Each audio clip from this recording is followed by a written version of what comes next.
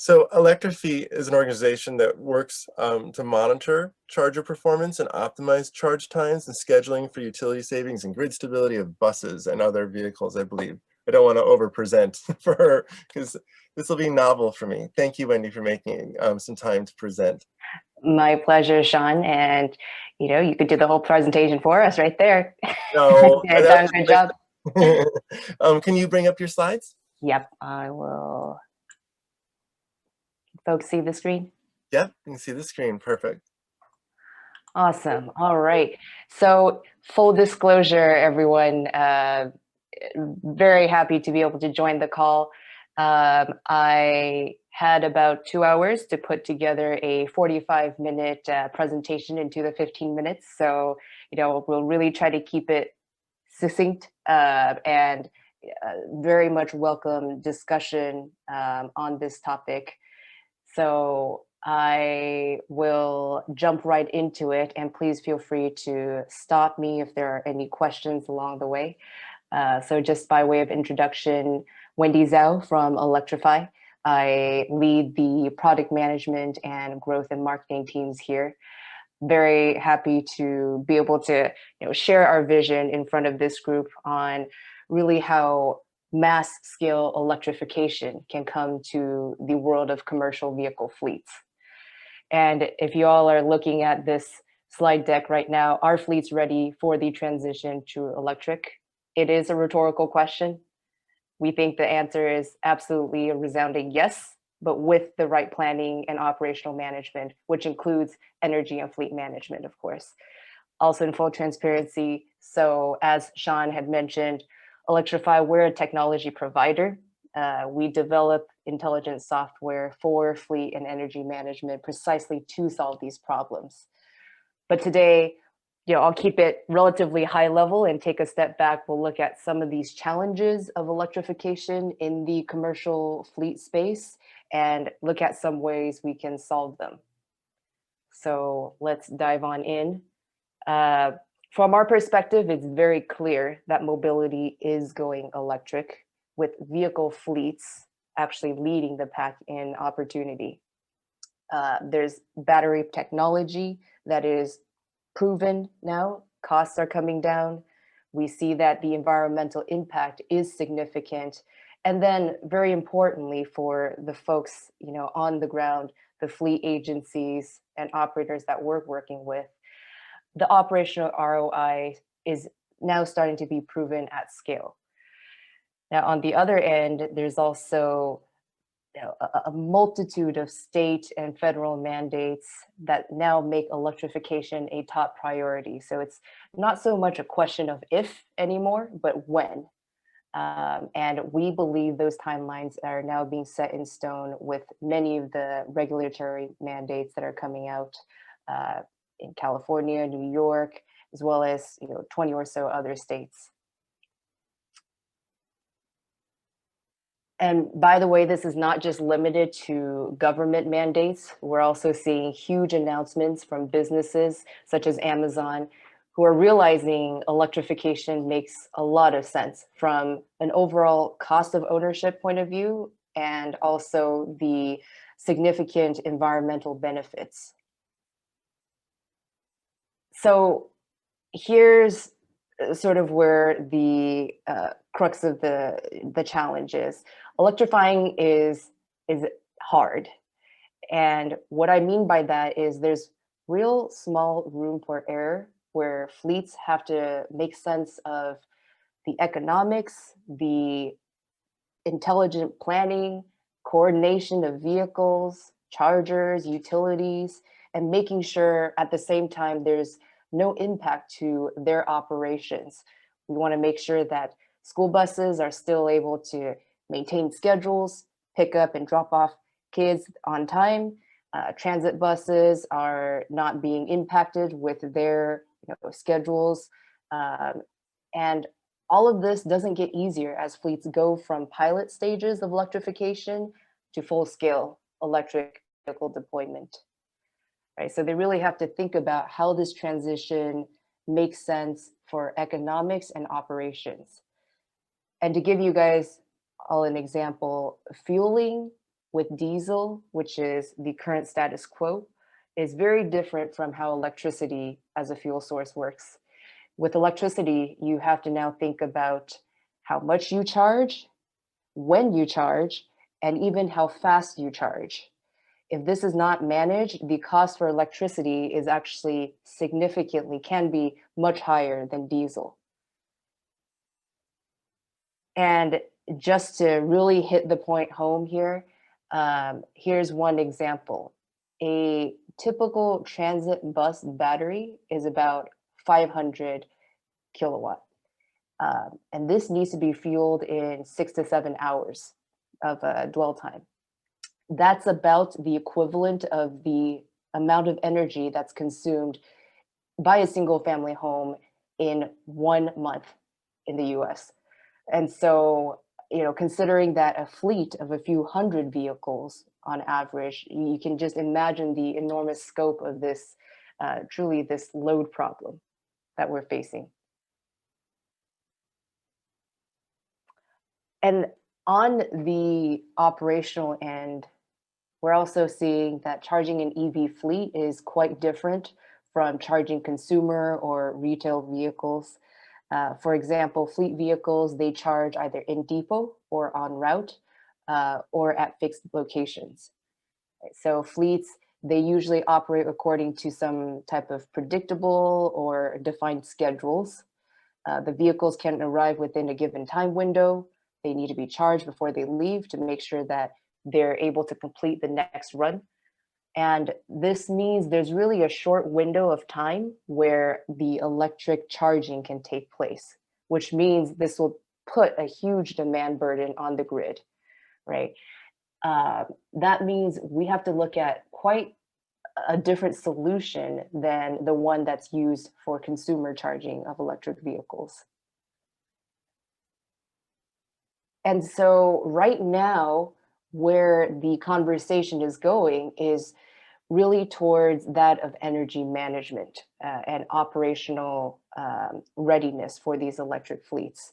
How is it that these vehicles, once they show up, can be energized, and making sure that the costs and the operations for the customers actually make sense?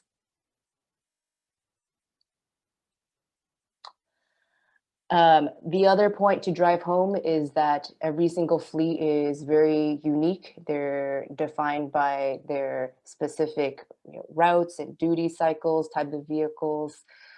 They can have various classes of vehicles as well, light, medium, or heavy duty, including many that we're seeing with mixed fleets. And at the same time, the fleets also operate differently on daily basis. So as an example, public transit buses, they typically arrive pretty late in the evening, and then they'll depart the next morning, 5 a.m. for their next route.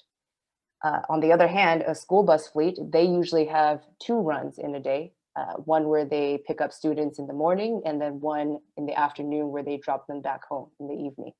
So that means the energy needs of each one of these fleets can be dramatically different, depending on things like battery size, the actual dwell time available, and even the specific energy rate for that location where the fleet operates.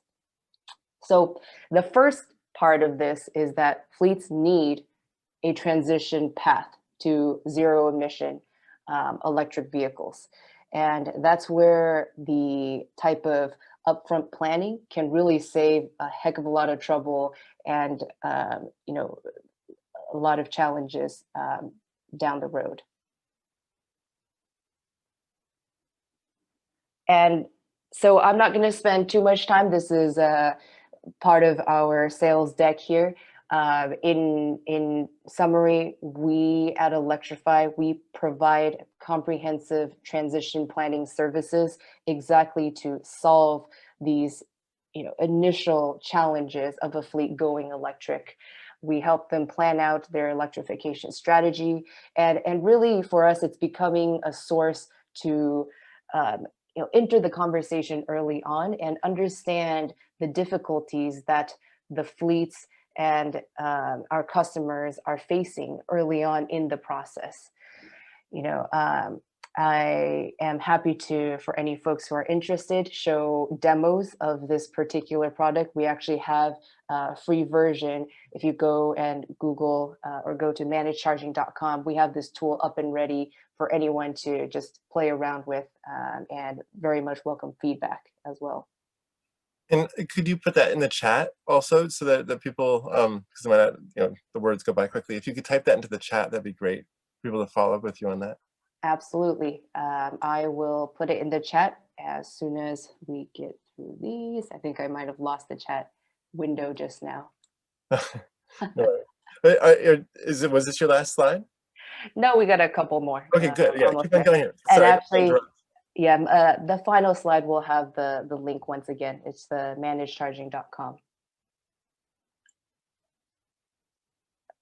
Okay, so I'll talk a little bit more also about the operational side. So we looked first at some of those difficulties in just planning the transition to an electric commercial vehicle fleet. Now we're going to look at, once these vehicles start showing up, the chargers are in the ground, what those challenges can be. So if you're looking at the screen right now, what this graph shows is one of the key challenges for any fleet, which is how they can manage these large peak loads defined by the red above the line here, manage those for the vehicles as they arrive at the depot for charging. And we'll take a look at, the peak loads themselves. They create another significant problem. So if these demands cannot be controlled, it really requires the fleet to install additional infrastructure, either higher capacity transformers or expensive capital upgrades. So this adds not only additional costs, but it adds significant delays. And from what we've seen, a transformer upgrade can take upwards of 12 to 18 months. And that's not something that our customers, a lot of times they're able to work within that timeline. So what this means is adding additional operational complexity into the fleet overall. We're seeing that there's many factors in an EV fleet that directly impact energy requirements and operational costs. Things like routes, topology, weather conditions, battery aging, and even more, some of which we talked about before. So on the operational side, even once vehicles and chargers start arriving, there's another challenge of being able to maintain and at the same time mitigate the energy costs from peak demands. So what we do have going for us is data and the knowledge of how the fleets operate. So we know the energy rates. We know how generally they will change from the utility perspective. And we can also gather information on things like weather, driver behavior, topology, and other geographical type of specifications. So that data and intelligence is really what we'll be using to our advantage and helping fleets, customers transition along this path from the planning stages into full operational scaling. So once again, as mentioned before, this is the problem that Electriphi solves. We look at all of these characteristics bundled together in a vehicle fleet. When do the EVs come in? When do they leave? How big is a battery? When do the charge times need to happen? So on and so forth. Really, the two major problems that we're solving for the fleets is, number one, make sure that every vehicle is charged and ready. And then secondly, mitigate the cost of energy and infrastructure upfront. And for some customers, we've actually seen about 70% in energy cost savings alone. So just as one example, the graph that we're looking at here, going back to the point about peak demands and energy costs. The problem related to transformer capacity, additional capacity needed to supply the electrical energy. If we're looking at this graph, the red line here indicates the maximum peak load that can be incurred without any kind of charging management. Now, the blue line indicates when there is actual software controlled charging, which reduces the peak load. It shifts the demand from hours of high load into ones that are more staggered across the dwell time of a vehicle. And what's interesting here is also the green line that you'll see, maximum transformer capacity. So in this case, we have that as 550 kilowatt. What we're demonstrating is basically when this particular fleet, and this is actually a live case that we're working with with a customer, this demonstrates that when the fleet customer expands from their 30 to 85 vehicles, the existing transformer capacity cannot be supported without a type of managed charging solution. And so just to put it all together, in summary, we're very clear that each fleet is truly unique and has their own factors and challenges to deal with. However, they're all sharing the same type of problem when it comes to the transition to electric vehicles. Now, fortunately, as an industry, we have the tools, the data, and the analytical capacity to design not only a smooth transitional plan, but also the tool set to make sure that the operational deployments can happen at scale. And those are really the keys for us to unlock a much greener and safer transportation world for everyone. So with that, I will take a pause here. Very much thank you all for the chance here. And once again, I have the slide up if any folks are interested in checking out that tool on our website, managedcharging.com, and I will drop it into the Zoom chat. Thank you so much, Wendy. The presentation just before yours, we were talking about how to balance domestic hot water heaters, right? When we charge them or not. But your numbers are like, and the 500 kilowatt hour batteries equal to whatever that was, 50 homes or something. It's like, oh my, right. One of these buses. So I guess the question, are you succeeding? And this is obviously your business. I'm sorry, like you're obviously showing the critical issues of managing these huge boosts in power demand that can happen with unmanaged cars. How's it going for you? It has just been a rocket ship, truly, Sean. I mean, so Electrify has been around now for about 2.5 years, and we are extremely just proud and also humbled to have the number of customers already and many more that are coming down the pipeline who are not only looking at this problem that we are, but truly, understanding the scale of the operational complexity that we're talking about and the opportunities that it can have. So simple answer is absolutely. We are seeing that kind of uptake and success, not only driven by some of those, like I mentioned, policy side type of changes, but also from the customer itself. Much of it helped by our current social and dialogue going on, climate change and the focus on that. Well, so on the topic of climate change, like the resiliency conversation, you guys are driving around gigantic batteries. And we don't have enough gigantic batteries for the moments when all the power goes out. Are your companies, are they thinking yet about making those batteries available during power outages to power the school or to power the commercial building they're at? A vehicle to building charging? Is that happening in anyone's thoughts yet? Great question. So what you're referring to, Sean, is V2G or vehicle to grid technology.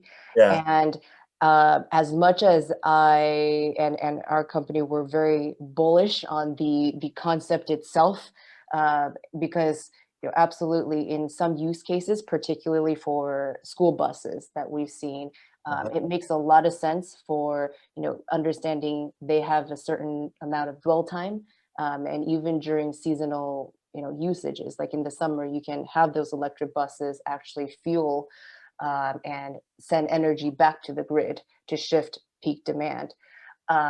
So there's a lot of compelling use cases. Now, the sort of I guess the rain cloud in all of this is that the technology, from what we've seen, has not quite yet caught up to ambitions in an operational real life sense.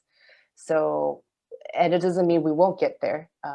Well, we think that it'll probably be another 2 to 3 years until that technology grows out of its current pilot stages with 1 or 2 type of trial deployments into full operational span.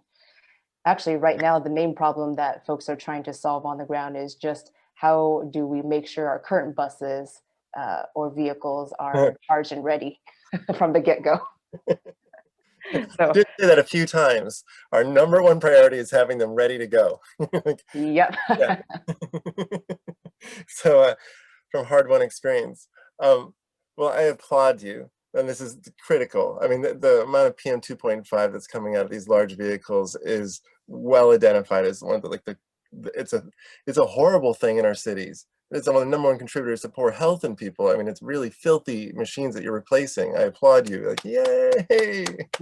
Make it work. Go faster, by the way. If you can, go a lot faster. Absolutely. So there's a question here I want to make sure that got to you. From Tom Cabot, who specializes in power balancing also. Wendy, does it make sense to have a large set of slow, quote unquote, 8-hour chargers and a few fast chargers? He says that might give load flattening and flexibility. Great question. And, Tom, the answer is yes, absolutely. And you are actually thinking maybe even ahead of most of the curve here, because that is the type of deployments that we are starting to see more and more so, where it's either a mixed use of chargers with level 2 AC chargers, as well as a handful of DC fast chargers. Now, our our priorities is not so much to sell additional hardware or chargers. It's really about right sizing for that particular deployment and fleet. So for going back to the school bus case, for a lot of these type of customers, they don't really need 50 DC fast chargers. That'll be just way overkill and a huge energy bill, in fact. They can probably do fine with just a dozen of level 2 chargers, and then maybe 1 or 2 DC fast chargers to fill the gap. But you're absolutely right. We're starting to see a lot more of these kind of mixed deployments on the vehicle and charger side. Excellent. And to reemphasize, and you're not seeing yet products that allow like high degrees of flexibility, like one charger that can take many different power levels and deliver them. I'm not sure if I'm describing it correctly, but you're describing a whole like 12 level 2 chargers, but you weren't describing 2 level 2 chargers plugged into one controls box, right? Mm-hmm. Yeah, so that's actually, Sean, I'm really glad you said that. The throttling of the charge itself, that's exactly what Electrify does. So a charger, we look at it typically in terms of the capacity, right? So it would be maybe 50 kilowatt charger. That's the maximum amount of power that it can dispense. And what Electrify does is, regardless of that upper limit, we can throttle that down to what the vehicle actually needs to be able to service its next route or service, transit, all of that stuff. So even without that that particular charger size defined, we can still throttle the actual amount that's dispensed to the vehicles. Okay, so that's the real thing you're doing. You're not just taking chargers. You're making sure that they're tailored exactly to their needs. They're optimized. They're sensitive to the situation. Exactly. Yes. Yep. I think the customers already have enough going on with just procuring vehicles and chargers. What we're trying to do is really coming in and simplifying the process for them. Like, hey, you guys have, X number of vehicles, this type of charger, which tends to be the case. We sometimes enter into contracts with fleets that already have all of the hardware deployed, but we can really come in and optimize their energy on the cost side, and even be able to save them capital expenses from not having to procure additional infrastructure to satisfy the current needs. Got it. Well, I'll have to leave it there because we're at time. And that was awesome. Thank you. Like I said, Time huge flies. energy that you're balancing there. I really appreciate your work, Absolutely. your leadership.